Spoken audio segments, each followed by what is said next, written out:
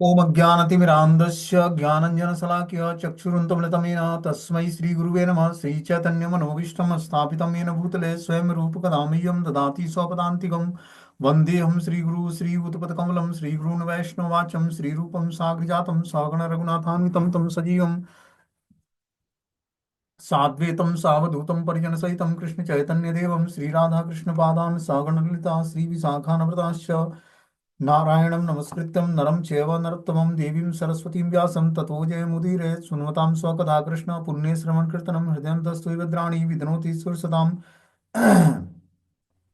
नष्टप्रायेषु भद्रेषु नित्यं भागवत सेव्या भगवती उत्तम श्लोके भक्तिर्भवति नैष्टिकी तदा रजस्तमो भावः काम लोभादयश्चेत् चेत् इत्यनावृद्धिं स्थितसत्त्वे प्रसिद्धति।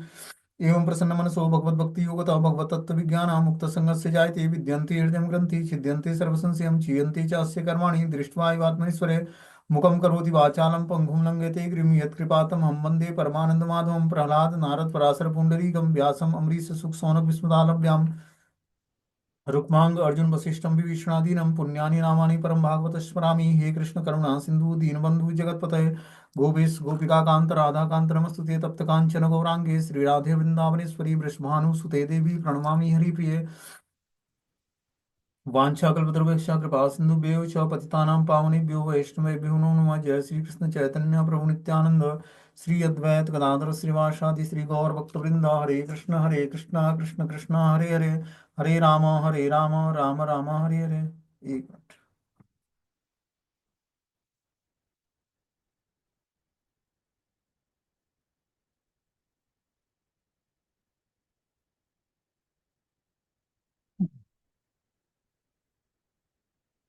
तो आज हम लोग इसमें श्रीमद् भागवतम का स्कंद संख्या 3 अध्याय संख्या 29 नंबर भगवान कपिल देव द्वारा भक्ति की व्याख्या और श्लोक संख्या पढ़ना है हम लोग को आज 11 नंबर।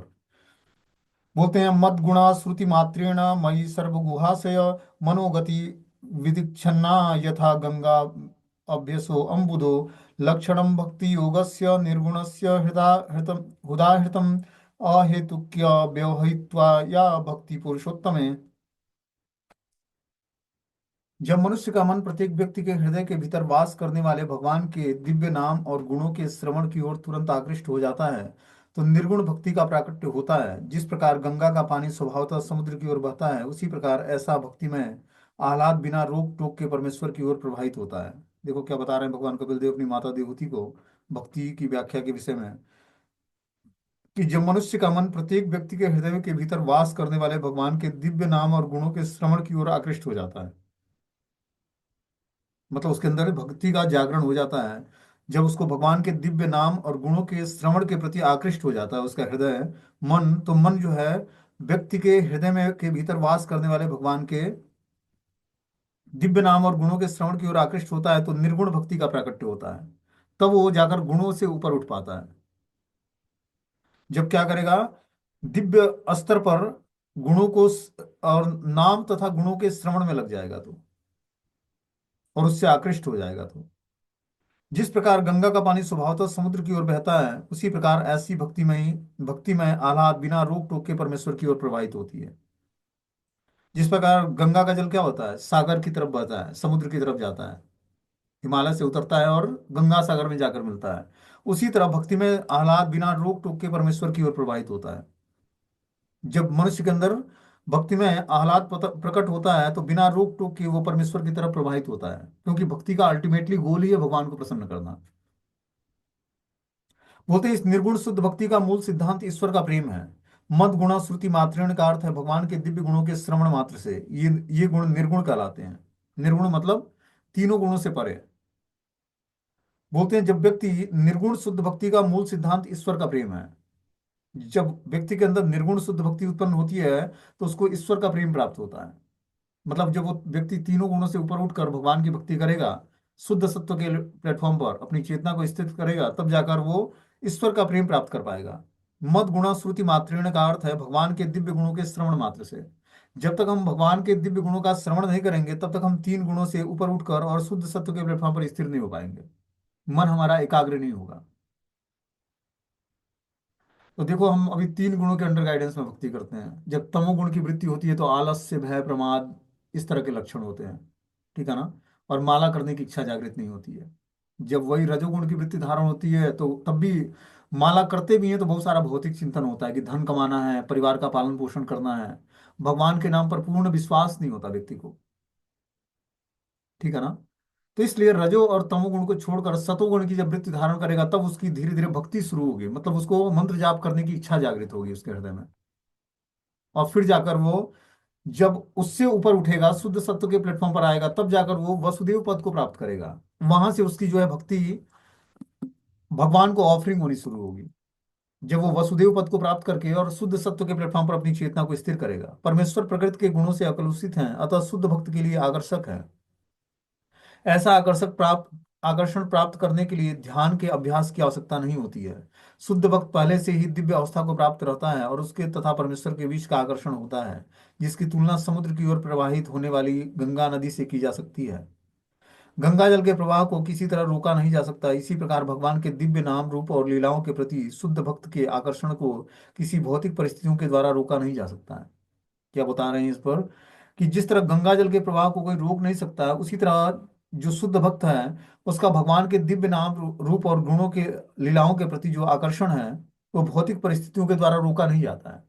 अब ऐसा नहीं कि शुद्ध भक्त जो है भौतिक परिस्थिति में नहीं होता है, वो भौतिक परिस्थिति में रहते हुए भी भगवान के नाम रूप गुण लीलाओं के प्रति उसका आकर्षण बना रहता है दिव्य स्तर पर। इस प्रसंग में अभिछिन्न शब्द अत्यंत महत्वपूर्ण है। इसका अर्थ है कि बिना रुकावट के जो है भगवान के नाम रूप गुण लीलाओं के प्रति आकर्षण होता है उसका।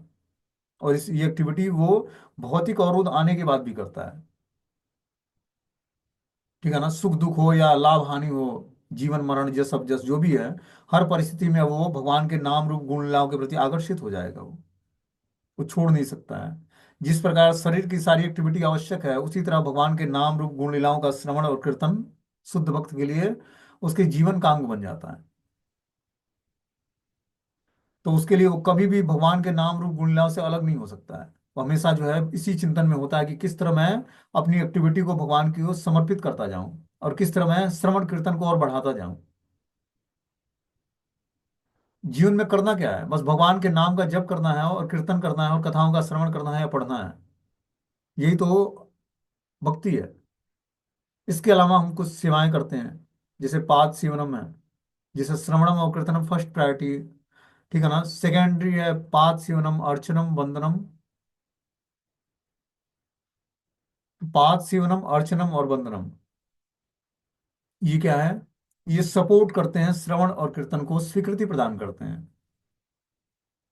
पाद सेवनम में तुलसी महारानी की सेवा है, धाम की परिक्रमा है, भगवान के विग्रहों की परिक्रमा है, मंदिर की परिक्रमा है, तुलसी महारानी की परिक्रमा है, गंगा यमुना की सेवा है, वैष्णव सेवा है, ब्राह्मणों की सेवा है, गायों की सेवा है, गंगा यमुना नदी की सेवा है। ये सब पाद सेवनम के अंतर्गत आता है। अर्चनम में श्री गुरु के चरणों की पूजा करना, श्री विग्रहों की पूजा करना, ये अर्चनम में आता है। वंदनम में भगवान के सामने वंदना अर्पित करना, ये वंदनम के अंतर्गत आता है। इस तरह जब हम श्रवणम कीर्तनम और पाद सेवनम, अर्चनम वंदनम और पाद सेवनम, ये तीन सपोर्टेबल हैं, श्रवण और कीर्तन को क्या करते हैं, प्योरीफाई करते हैं, स्वीकृति प्रदान करते हैं।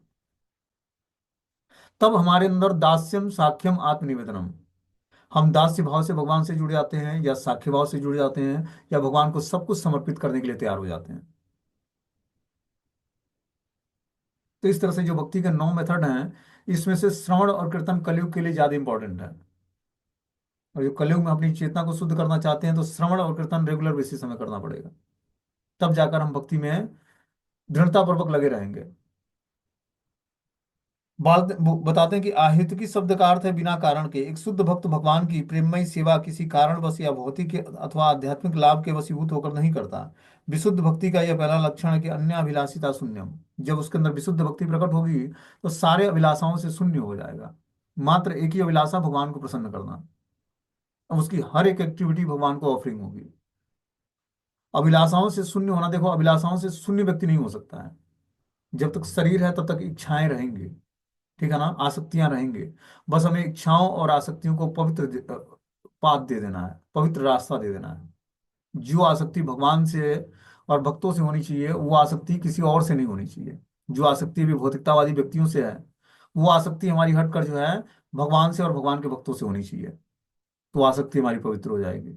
जो हमारी इच्छा अभी भौतिक चीजों को प्राप्त करने की है, धन को, धनम जन्म सुंदरी कविता, ग्लोरिफिकेशन, प्रतिष्ठा, ठीक है ना, पूजा, लाभ, मान, प्रतिष्ठा, ये सब जो इच्छाएं हैं कि दो चार लोग हमें भी ग्लोरीफाई करें, दो चार लोग और भी हमें क्या करें, आगे पीछे घूमने वाले मिल जाएं,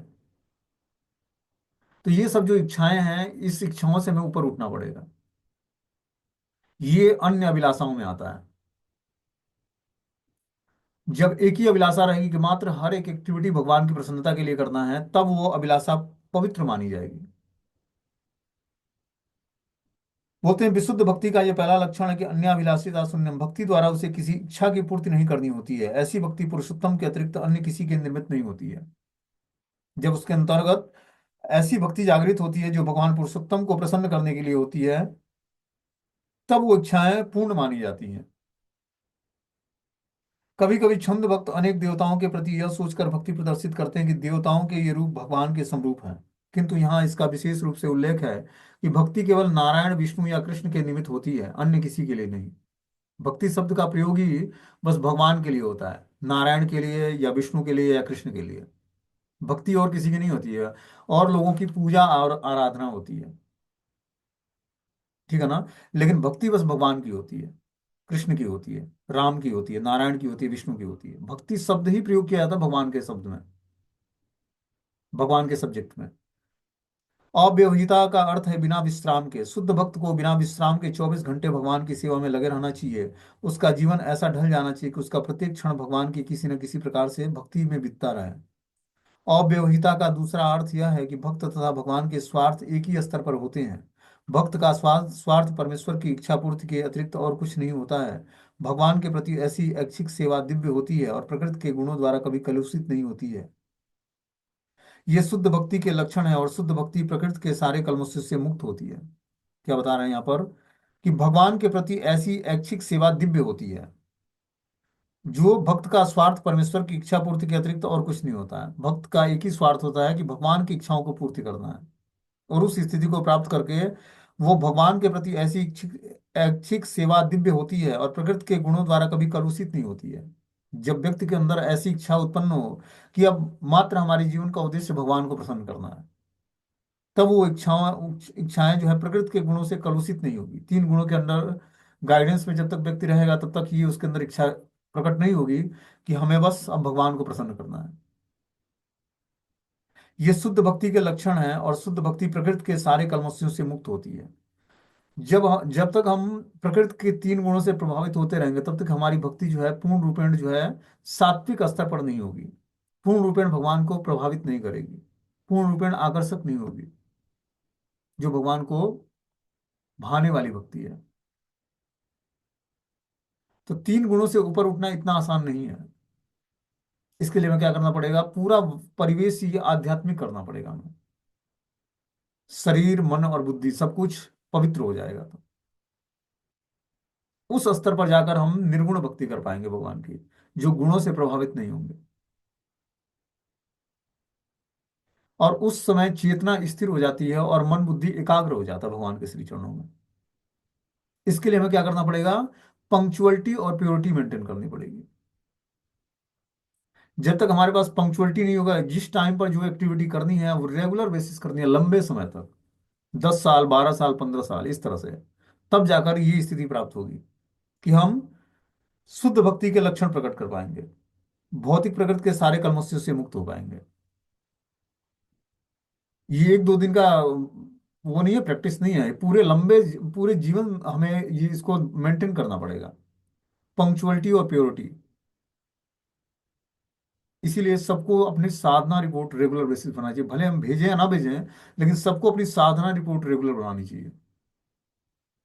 उसमें माला की क्वांटिटी होनी चाहिए कि कितनी माला हमें रेगुलर बेसिस जब करना है, कितनी स्तुतियां भगवान के सामने पढ़नी है, क्या क्या सेवाएं करनी है, आज कोई सेवा छूटी तो नहीं, आज कुछ ऊपर नीचे चढ़ाव उतार तो नहीं हुआ टाइमिंग में।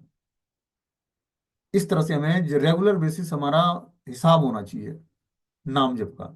मंथली बनाएं, मंथली में डेली बेसिस उसको फिल करें। अपने आप में अपने आप को रिपोर्टिंग करनी है, हमारा रिपोर्ट किसी और के पास नहीं जाता, सीनियर्स के पास, तो अपनी रिपोर्टिंग हम खुद चेक करें।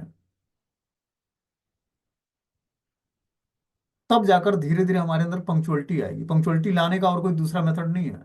हमें क्या करना पड़ेगा, अपना साधना रिपोर्ट बनाना पड़ेगा डेली बेसिस, उसको चेक करना पड़ेगा कि कहाँ कहाँ किस कारण से फ्लक्चुएशन होता है उसमें, टाइम को लेकर, या फिर जो है, या कभी हम भूल जाते हैं, कभी स्किप हो जाता है, तो वो किस कारण से हो रहा है, उसको हमें सुधारना है। अब हम झूठ मूठ का, रागानुगा भक्ति का नकल नहीं कर सकते हैं। पहले हमें अपनी साधना भक्ति को, अपने मन बुद्धि को साध कर भगवान के श्री चरणों में लगाने का प्रैक्टिस करना पड़ेगा लंबे समय तक। छोटी मोटी सेवाएं करने से व्यक्ति रागानुगा भक्ति को प्राप्त नहीं होता है। रागानुगा भक्ति बहुत ही हायर लेवल की चीज है, कोई साधारण चीज नहीं है। उसके बाद प्रेमा भक्ति के लक्षण शुरू हो जाते हैं उसके अंदर।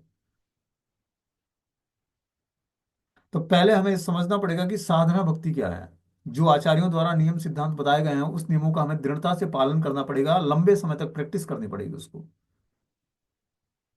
जो सुबह का मॉर्निंग प्रोग्राम फिक्स है, उसको लंबे समय, ऐसा नहीं कि उसमें कुछ छोड़ देना है या कुछ नहीं करना है। सब कुछ सबके लिए है। अब देखो मंदिर में जो ब्रह्मचारी भक्त लोग हैं, वो रेगुलर बेसिस उस नियमों का पालन करते हैं, या वानप्रस्थी हैं या सन्यासी हैं। ऐसा नहीं कि वो चलो अब हम सीनियर हो गए, अब हमें कुछ करने की जरूरत नहीं है। इसलिए हमें अपने फिक्स रूटीन को फिक्स करना, मतलब जो आचार्यों के द्वारा रूटीन बताया गया है सुबह मॉर्निंग प्रोग्राम का, उसको बिल्कुल ही फिक्स रखना है। हर एक एक्टिविटी, हर एक स्तुति पढ़ना आवश्यक है। तब जाकर धीरे धीरे हमारी चेतना शुद्ध होगी। जो गुरु अष्टकम है, जो सुबह हम लोग मंगला आरती गाते हैं, उसको कोई 12 साल तक कंटिन्यू पढ़ता है तो उसको सिद्धि प्राप्त हो जाएगी, भगवान के धाम में उसको नित्य सेवा मिल जाएगी। राधा कृष्ण के नित्य चरणों की सेवा मिल जाएगी उसको। इतना पावरफुल है। विश्वनाथ चक्रवर्ती पाद ने उसको लिखा है, उन्होंने उस में ये पावर दिया है कि कोई 12 साल इसको कंटिन्यू करता है बिना मिस किए, तो उसको नित्य सेवा में पार्टिसिपेशन मिल जाएगा भगवान के। इतना पावरफुल है संसार दामन प्रेयर, प्रेयर जो होता है। फिर शिक्षा अष्टकम है, वैष्णव के प्रति अपराध, 10 नाम अपराध न हो, इसके लिए हमें प्रेयर्स करनी होती है। भगवान को गुरु को प्रणाम करना होता है।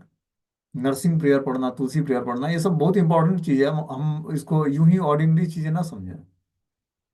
ये बताया गया जो सिद्धांत है गुरुजनों के द्वारा, इसको हमें दृढ़ता से जब हम पालन करेंगे रेगुलर बेसिस, और कोई आपको, जो मॉर्निंग प्रोग्राम है इसमें भक्ति के 64 अंग पूरे हो जाते हैं। अब बड़े बड़े नियम लेकर पालन करोगे, उससे उतना फल नहीं मिलेगा। जो गुरु मुखो पद्मा वाक्य चित्त ते करिए क्या, आर ना करिए मन आशा। जो गुरु मुख से हमें जो सिद्धांत मिले हैं, उसी सिद्धांत का हमें दृढ़ता से पालन करना है। तब जो स्वीकृति बनेगी, उस स्वीकृति से आप भक्ति में हमेशा बने, तरोताजा बने रहोगे।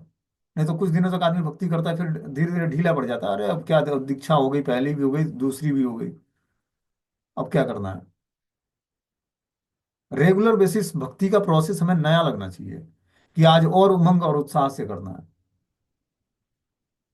इसके लिए हमें अपने अंदर गुणों का कल्टीवेशन करना पड़ेगा, तीनों गुणों से ऊपर उठने के लिए प्रयास करना पड़ेगा।